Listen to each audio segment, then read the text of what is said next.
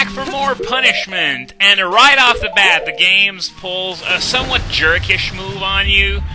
You'd think that you just have to float up there, but unfortunately the water isn't even high enough, so you got a hook shot up there. You can see the water level just isn't enough for you to hang on to that ledge.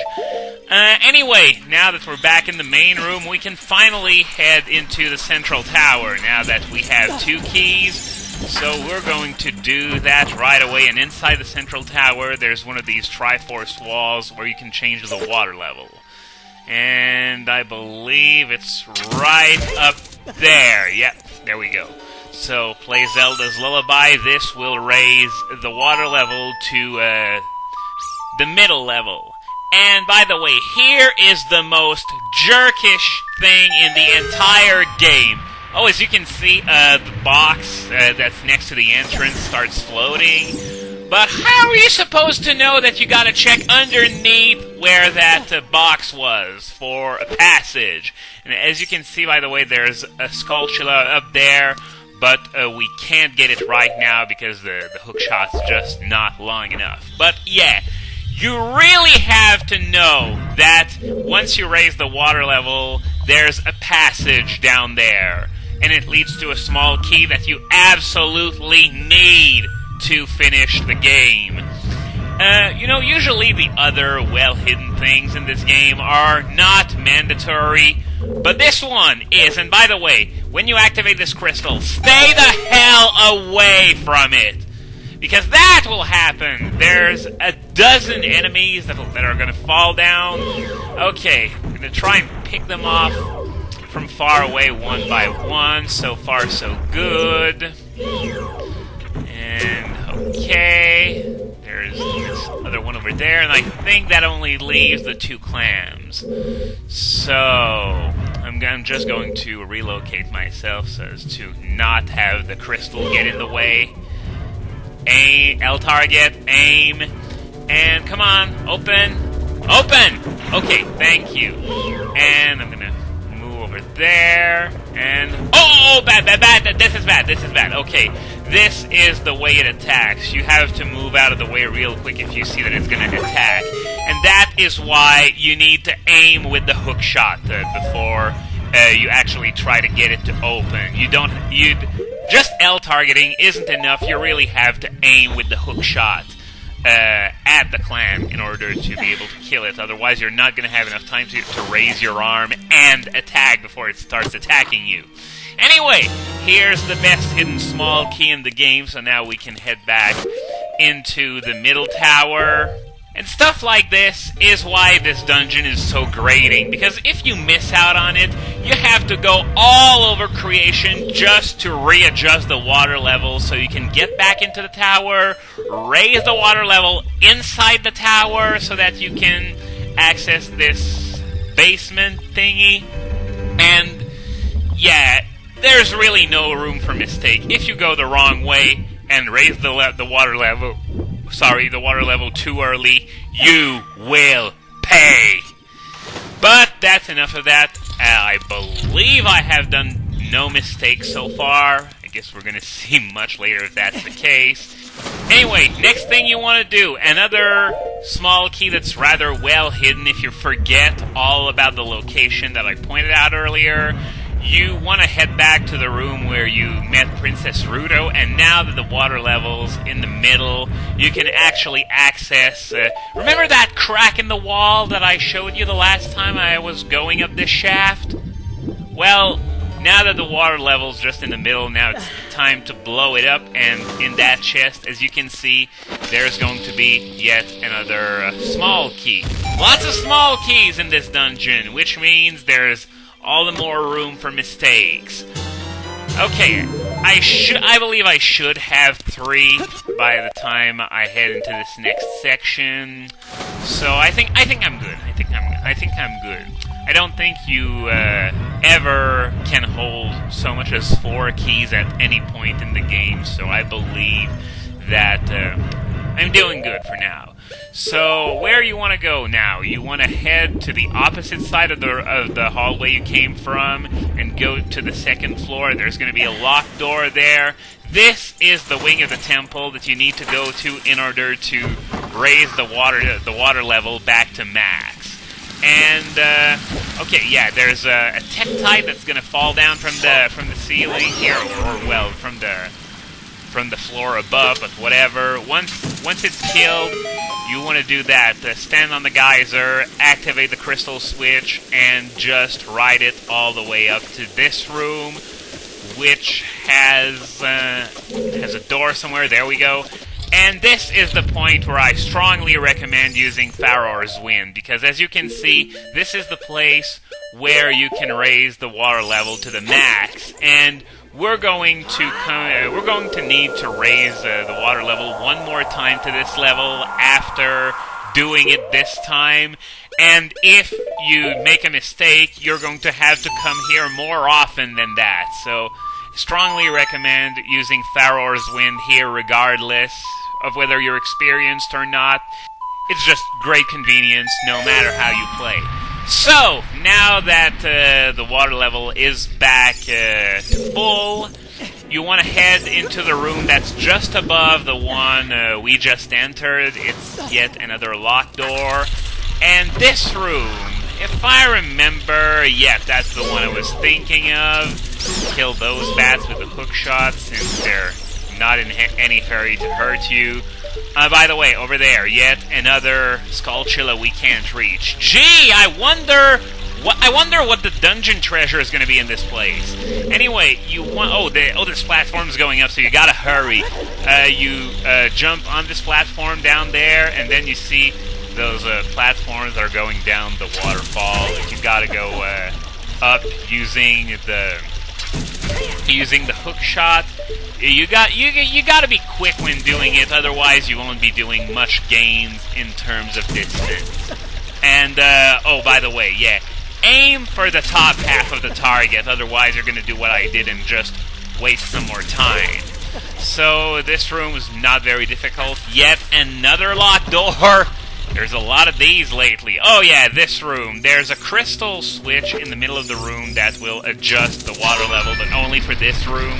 If only the rest of the temple was as convenient as this, maybe people wouldn't complain about it so much. Anyway, come here. Come here. Alright, there we go. And on top of raising the water level, the crystal switch also raises these statues that have hookshot targets on them. Now you see that other statue over there with the hookshot target on it. You do not want to hit it, otherwise you're going to end up back in the water, and you don't want that. Instead, what you do, you activate the crystal switch again, and the statues go down, and there's another hookshot target right next to the statue. You gotta go on that, then proceed over the statue, and then raise the statues back to where they were.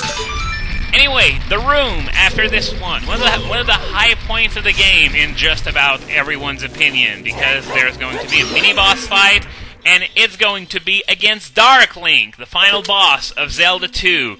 Now, there are a lot of good strategies for dealing with him. Most people prefer spamming Din's Fire until it dies, but my favorite method is a bit different from that. Now for that last statue here, you gotta bring it down, then jump on it, and activate the switch and use the statue as a raising platform, which will take you all the way up there. Okay. Oh, and there's a like over there, and it's in a really jerkish spot to boot. What I suggest doing: spin attack! With the Bigoron sword, it has incredible range, as you just saw. And now, after that, you can hookshot onto there. If you tried doing it earlier, it would have fallen straight into the like. So it's important to actually go in with a bit of strategy when fighting those horrible enemies that can kick your ass. Anyway, we're in Dark Link's room now, and just take a look at that if you haven't noticed. You see the reflection in the water, you go on the island, and the reflection is no more. And, of course, the path forward is blocked, so you go back a bit, and here he is! Dark Link! My strategy for this: try getting one hit in. Wow, already! And then pull out your hammer, and just wait, turn around, hammer. Whoa, not like that. Like, let's see, like this, wait, turn around, hammer. Very simple. Repeat until he's dead. The reason why he's not doing anything against the hammer is because he mimics your every move with the sword. But the reason why the hammer and Din's Fire work so well is because he does not have the hammer or Din's Fire, so there's nothing to mimic while you get some free damage on him. And, okay, he's dead. I was wondering how many more hits I needed. But, by the way, look at that. This was all just an illusion. Well, no matter, we can move on. And in this room, we got the dungeon's treasure, which is... Oh, well, those Skulltulas already spoiled it earlier. It's the long shot. It's basically a hook shot with a longer chain. I prefer the double claw shots from Twilight Princess because that means more puzzle-making possibilities, but oh well, I can easily settle for the long shot. And, of course, Song of Time block, so we gotta make this go away if we want to proceed deeper into the dungeon. And I guess I couldn't play it on this spot. Let's try this one. Gee, this game's awfully picky today. Not that I should complain, because so far, to be honest, I don't want to jinx it, but so far, it's my best run of this place to date. And the quality of my water temple runs is usually determined by this next room here. There's a trick to doing this room that I only learned about on my last playthrough. I believe, at least. Don't get swallowed by the vortexes. Well, statement of the obvious there. Now, this first part, you can use the iron boots for this because the vortexes aren't placed in the most annoying spots, so you can just keep going at the bottom of the water, and you're going to need to use those iron boots anyway because... Oh, and I haven't gone past it, have I? No, it's right there. You can see there's a gold Skulltula, so you need to pull out your newly acquired long shot, attack it, and there we go. Now, yeah, I'm just gonna go through this, and now, you take off your iron boots, and what you're gonna do to not get swallowed by the vortexes, you mash B desperately. This somehow works. Don't ask me how, but it works.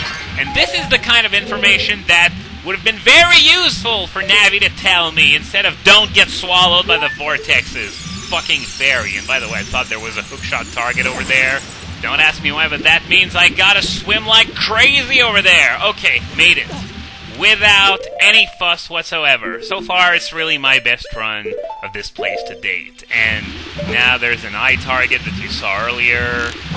You hit it, and then this gate is going to come up for a few seconds. You gotta hurry, pull out your long shot, and grapple over to that chest, which contains a small key.